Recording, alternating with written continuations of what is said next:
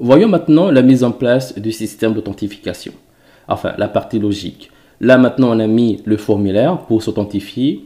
Si là je clique, pour l'instant on utilise en fait le système de connexion de Laravel. Moi je n'ai pas envie d'utiliser ça. J'ai envie de mettre en place mon propre système d'authentification. Comme ça, si par exemple j'ai des problèmes quelque part, je saurai très vite là où aller débugger.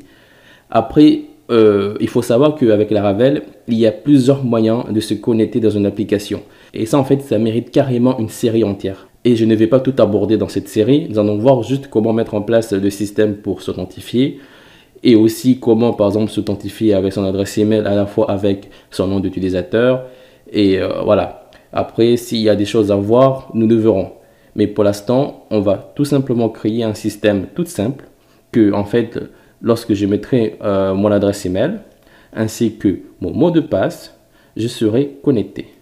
D'abord, nous allons créer un contrôleur ainsi qu'un request pour la validation. Je tape donc la commande php artisan make. J'ai mes contrôleurs. Et là, en fait, je vais le mettre dans le namespace hot. Le namespace que nous avons vu la dernière fois. Ici, le namespace hot. Alors là, il y a déjà en fait des fichiers qui ont déjà été créés par Laravel. Par exemple, ici, il y a login contrôleur.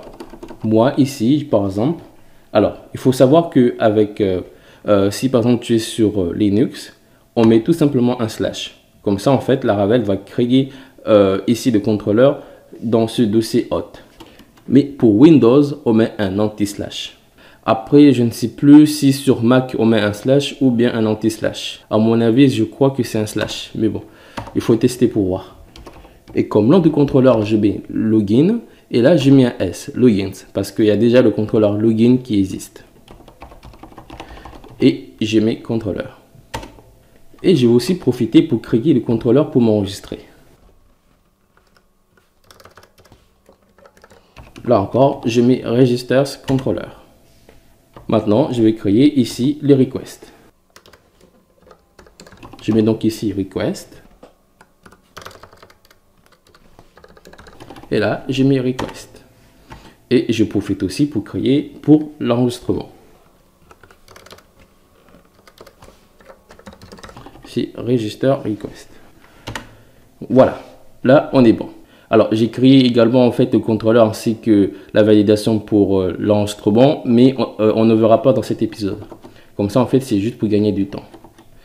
Alors, ici, je vais commenter ça, puisque en fait, on ne va pas utiliser ici les routes qui ont déjà été créées par Laravel. On va créer nous-mêmes nos propres routes. Alors, moi, ce que je fais toujours, c'est de toujours regrouper les routes. Là, pour l'instant, en fait, on n'a pas encore vu comment regrouper les routes.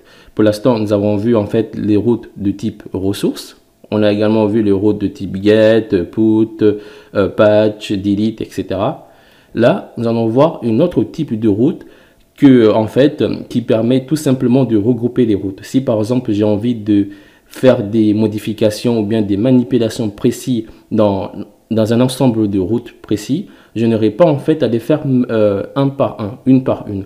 Par exemple, je pourrais dire que pour accéder à toutes les routes qui se trouvent dans ce groupe de routes, il faut être connecté ou bien être déconnecté ou bien seuls les administrateurs pourront accéder ici à cet ensemble de routes. Au lieu de mettre, on va dire ici, les conditions une par une dans chaque route. Pour créer une route de type groupe, là, je mets ici la façade route, deux points, et je mets ici groupe. Alors là, ici, mon I2 m'a déjà pré-rempli parce qu'en fait, j'utilise une extension pour Laravel. En fait, ici, on va d'abord mettre ici en premier paramètre un tableau. Ce tableau, en fait, il prendra plusieurs valeurs. Par exemple, je pourrais mettre un middleware ou bien un préfixe. Par exemple, le middleware, c'est pour dire que pour accéder, par exemple, ici aux routes login, il faut être déconnecté. Seuls les gens déconnectés pourront accéder à cette page. Les gens qui sont connectés, si par exemple ils accèdent à la page login, seront directement redirigés à la page mon compte. Mais nous verrons plus tard comment ça fonctionne. Alors là, ici, je vais enlever ça. Et je laisse juste un tableau vide. Et c'est à l'intérieur qu'on mettra nos routes normalement. Par exemple, ici, je mets une route de type get. Et ça sera avec un contrôleur. Ici, ça sera login. Et ici, ça sera logins controller. Alors, ici, j'ai mis logins controller. Mais si, par exemple, je vais dans login controller, ici, en fait, il est dans le namespace hot. Mais il n'est pas dans le namespace controller. Parce que si là, j'avais tout simplement mis logins controller comme je l'ai fait là maintenant, en fait, il ne faudrait pas ici que je mette le namespace hot. Du coup, ici, en fait, il faudrait que je mette le namespace hot. Là, je mets hot, puis je mets un anti-slash. Et là, ici, pour accéder au formulaire, je mets la méthode create. Je mets aussi un nom. Je l'appelle login. Et là, je vais le dupliquer. Il n'aura pas de nom. Ici, ça sera la méthode post. Et là, ça sera store. Si là, par exemple, je réactualise, là, j'ai une erreur. Là, il me dit qu'il ne retrouve pas la méthode create. On va donc créer cette méthode. Je crée une méthode publique et je mets create. Et puis à l'intérieur, je fais un return ici de la fonction view et je mets hot login. Si là, je réactualise, voilà, ça marche. Alors, mais ici, disons que je n'ai pas envie de toujours me répéter. C'est ça en fait l'avantage d'utiliser ici les groupes. C'est que comme ici, je me répète, j'utilise toujours le namespace hot. Je pourrais dire à Laravel que tous les contrôleurs que je vais mettre ici vont se retrouver dans le namespace hot. Là, je peux les enlever. Et ici, à l'intérieur, je mets tout simplement namespace et je mets ça à l'intérieur. Alors là, c'est namespace. Sinon, j'aurai une erreur. Si là, je réactualise, je n'ai pas d'erreur. Si par exemple là, j'enlève ça, je réactualise, voilà. Là, il me dit tout simplement qu'il ne retrouve pas le contrôleur logis controller dans le namespace controller. Alors qu'il faut qu'il y ait directement dans le namespace controller hot. Et là, si je réactualise, voilà. Là, on est bon. Je reviens ici. Et maintenant, nous allons créer la méthode store. Je mets ici la méthode store. Et là, je vais mettre ici le login request. Et là, je la sauvegarde à la variable request. Je rentre à l'intérieur. Comme ça, on mettra directement ici la validation. Là, c'est true. Et ici, dans ce tableau, j'ai mis ici email parce que c'est email qu'on avait mis. Là, je veux que ce soit obligatoire. Et c'est un email. Je le duplique. Et là, je mets password. Je veux que ce soit obligatoire. Et là, je mets min. Et là, je lui dis 6 caractères. Parce qu'en fait, c'est la validation par défaut de Laravel. Si là, par exemple, je clique. Voilà. Et si, par exemple, j'enlève ça. Et là, je reclique. Là, je tombe sur une page blanche. Je remets. Je réactualise. Ça marche. Bien. Alors, nous allons aussi mettre la validation personnalisée. Hein. Je mets ici message. Je copie ça. Je colle à l'intérieur. Alors, ici, email required. Je duplique. Email. Et là, je duplique ça. Là, c'est password required. Et password min. Là, par exemple, je pourrais dire il me faut une adresse email. Là, je copie et je le mets ici. Et là, c'est mot de passe. Ici, je pourrais dire le mot de passe doit faire au moins 6 caractères. Et là, ceci n'est pas une adresse email valide. Là, c'est né. Bien, pour la validation, on est bon. Maintenant, ici, on va s'occuper de l'authentification. Alors, pour l'authentification, on va devoir utiliser ce qu'on appelle ici la façade haute. Alors, je peux mettre ici la façade haute, 2.2. Et là, il y a la méthode append. Alors là, mon IDE m'a déjà tout pré-rempli. Je n'ai même pas à me prendre la tête. Alors, parce qu'en fait, par défaut, ici, la méthode append va prendre deux valeurs. Il va en fait comparaître deux valeurs. D'abord, ici, je lui mets la colonne que j'ai envie qu'il vérifie. La colonne ici, c'est email. Du coup, en fait, il va aller regarder la table user. Il va regarder ici dans les colonnes email. Et il va prendre en fait ici le request email que je vais lui passer. Ici, c'est request email. Là, en fait, il va prendre en fait le champ email que je vais lui envoyer ici. Et il va aller chercher dans la base de données une adresse email qui aura en fait ici l'adresse email que je remis tout simplement. Et là, ici, il y a password.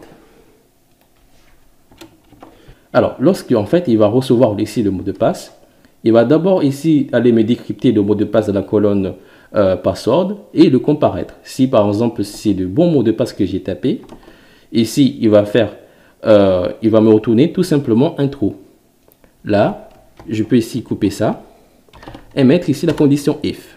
Et je code ça à l'intérieur. Là, j'enlève ici le point virgule, sinon j'aurai une erreur. Et là, je mets ici des accolades. Alors, si tout se passe bien, là, je vais vers un DD de... Je mets OK.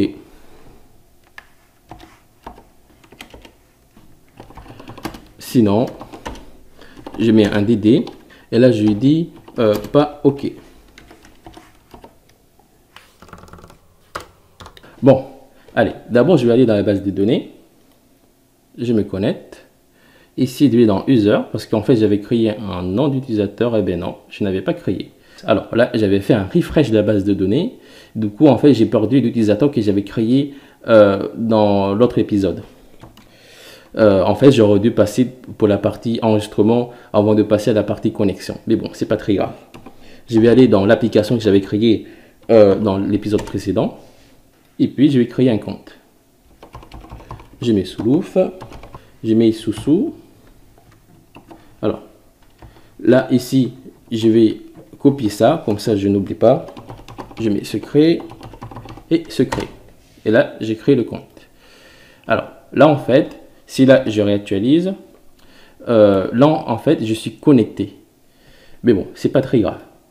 Là, j'ai mis l'adresse email.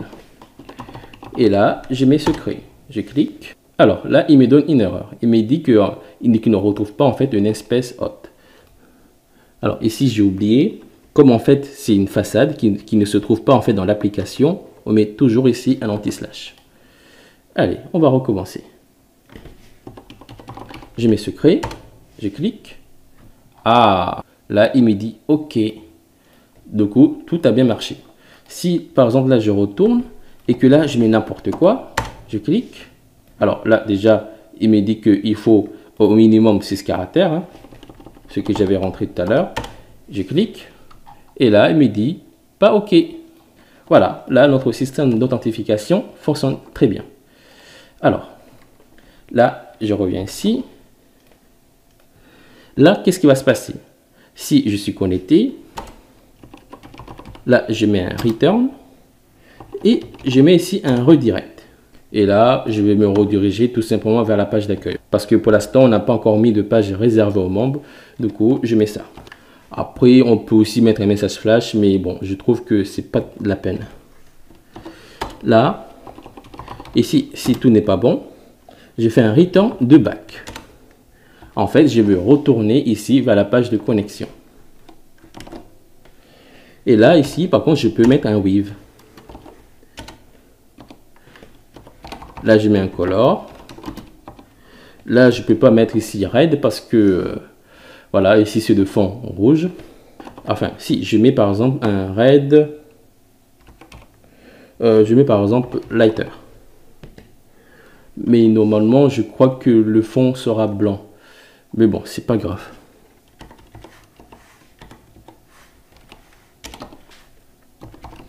Là, je mets flash. Et là, comme message flash, je lui dis identifiant incorrect. Là, en fait, il faut toujours être vague. Il ne faut jamais mettre, par exemple, le nom d'utilisateur n'existe pas ou bien le mot de passe n'est pas correct. En fait, il faut toujours être vague parce que si on dit que le nom d'utilisateur n'existe pas, ben la personne sait que c'est pas la peine de mettre ici le nom d'utilisateur. Il faut qu'il change. Ou bien, en fait, l'adresse email. Si, par exemple, on lui dit que c'est le mot de passe qui est incorrect, et bien là, en fait, il saura qu'il faut tout simplement changer de mot de passe jusqu'à trouver le bon mot de passe. Du coup, il faut toujours être très vague. Là, ici, identifiant incorrect, c'est parfait. Alors, d'ailleurs, ici, je n'ai pas besoin ici de mettre ici ces accolades. Je peux faire comme ça. J'enlève ça. Et là, j'enlève ça. Et là, ici, je saute une ligne. Et là, je fais comme ça. Voilà. En fait, là, c'est juste un moyen de gagner du temps. Alors, si par exemple, là, je mets un if ainsi qu'un s, pour gagner du temps, je peux en fait ici ne pas mettre des accolades. Là, je mets par exemple ici juste en dessous de if le return. Et si tout n'est pas bon, ben ici je le décale. Et là, je mets tout simplement le s. Et là, si par exemple je colle ça, je mets secret, je clique et voilà, ça a marché. Alors, comme là je suis connecté, ici je vais remplacer les liens qui s'affichent en haut. Alors, je vais dans les templates default. Et ici, il y a les liens. Alors, là, je vais enlever ça. Je n'aurai pas besoin et j'enlève ça. Là, en fait, je vais devoir mettre, par exemple, 4 liens. 2 liens qui seront liés à celui qui est authentifié, à celui qui est connecté. En fait, il y aura 2 liens qui s'afficheront, par exemple, à celui qui est connecté. Si, par exemple, je suis connecté, j'aurai en fait le lien pour aller dans l'espace membre et aussi le lien pour me déconnecter. Et si par exemple je ne suis pas connecté, j'aurai les 2 liens pour aller m'enregistrer ainsi que pour me connecter. Et là, je peux mettre ici, par exemple ici la condition if. Je mets ici le helper hot. Et là, je peux par exemple ici utiliser la méthode check. La méthode check a pour but de dire que si la personne est connectée. D'ailleurs, ici, j'ai utilisé le namespace hot. Mais ici, je peux l'enlever et mettre ici le helper hot. Et là, je fais comme ça. Alors là, j'enlève ici l'anti-slash. Comme ça, je peux gagner du temps. Je reviens ici. Alors, si là, par exemple, la personne est connectée, là, ici, je duplique ça et je la mets ici. J'ai pas envie en fait de le copier parce que en fait je perdrai en fait l'adresse email que j'ai copié. Et là je pourrais par exemple mettre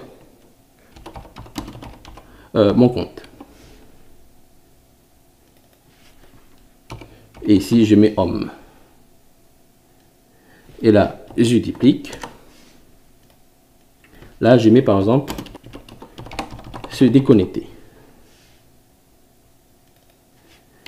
Alors, et là, j'ai mis logout. Alors là, en fait, je ne peux pas mettre la route logout, puisque pour l'instant, je n'ai créé que la route pour se connecter, hein, login.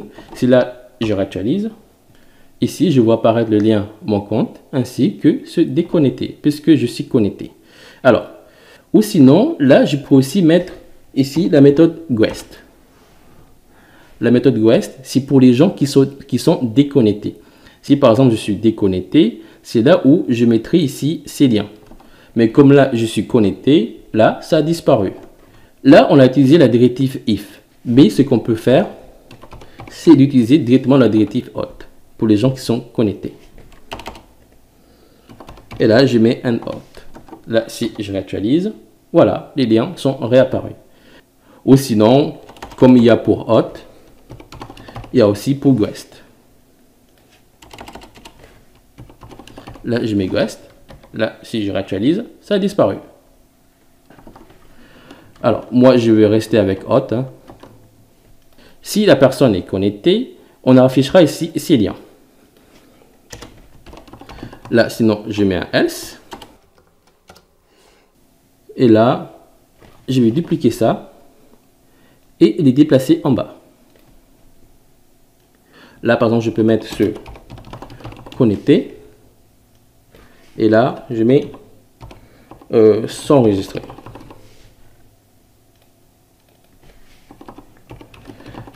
Et là, je mets register. C'est là, je réactualise. Ici, je vois apparaître le lien se connecter ainsi que s'enregistrer. Là, ici, par contre, là, je peux utiliser la route.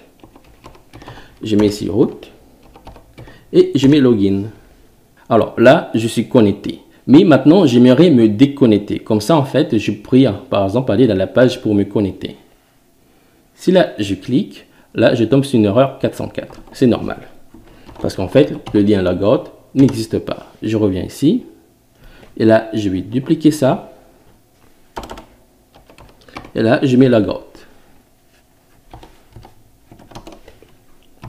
Ici, je mets un nom. Ça sera logout. Et là, ça sera la méthode destroy, puisqu'en fait, je vais détruire la session. Par défaut, ici, il faut utiliser delete. Mais moi, en fait, je vais utiliser tout simplement get. Je n'ai pas envie de revenir ici et perdre mon temps et de mettre un formulaire. Je vais tout simplement utiliser le lien parce qu'en fait, il ne faut pas grand-chose pour se déconnecter. Je reviens ici dans login. Et ici, je vais créer la méthode destroy. Et là, à l'intérieur, je mets ici le helper hot. Et je mets tout simplement la méthode logout. Comme tu vois, c'est très simple. Et je fais un return de back. Je vais retourner dans la page d'accueil. Voilà, comme tu vois, pour se déconnecter, c'est ultra simple. Là, je reviens ici, je réactualise. Là, si je clique sur se déconnecter, voilà, je suis revenu à la page d'accueil. Et ici, je vois apparaître les liens pour m'enregistrer ainsi que se connecter. Et si je vais dans se connecter, je tombe sur cette page. Et voilà comment on met en place un système d'authentification. Là, si par exemple je me reconnecte, je mets secret, je clique, et voilà, je suis connecté. Et si par exemple là je vais dans un projet, je clique sur se déconnecter, et là je suis redirigé vers la même page. C'est comme si je n'avais pas quitté cette page. Et voilà pour le système d'authentification. Comme tu vois, c'est ultra simple. Là, dans la méthode create, on met le formulaire pour se connecter. Et ici, pour s'authentifier, je vais tout simplement mettre ici une condition avec la méthode append qui va vérifier avec l'adresse email et le mot de passe de l'utilisateur. Et si la valeur est à true, il va ici me retourner vers la page d'accueil. Ou sinon, si la valeur est à false, il va ici me retourner vers la même page. D'ailleurs, on n'a pas testé. Je reviens ici. Là, je mets ça. Et là, je mets un faux mot de passe. Je clique. Ici, je suis redirigé vers la même page, mais je ne vois pas apparaître en fait ici le message flash. Si je vais par exemple dans le template hot, ah oui, ici c'est message et non pas flash. Là, c'est message. Allez, je me reconnecte. Je mets un faux mot de passe. Je clique. Ah, c'est ici que ça apparaît. Mais bon, il y a un petit problème. Ce que je vais faire plutôt, je copie ça. Et je reviens ici et je vais le couper. Et là, je reviens ici dans login.black.php et je vais tout simplement le coller en bas. Je le mets ici. Et là, je mets un faux mot de passe. Je clique. Ça apparaît ici. Donc, je peux revenir ici. Et là, comme couleur, je mets red. Je remets ça. Et là, je vois apparaître identifiant incorrect. Après, si tu veux, tu peux aussi le centrer. Tu peux aussi modifier ça pour que ça soit beaucoup plus joli. Mais bon, voilà. Ici, notre système d'authentification fonctionne très bien.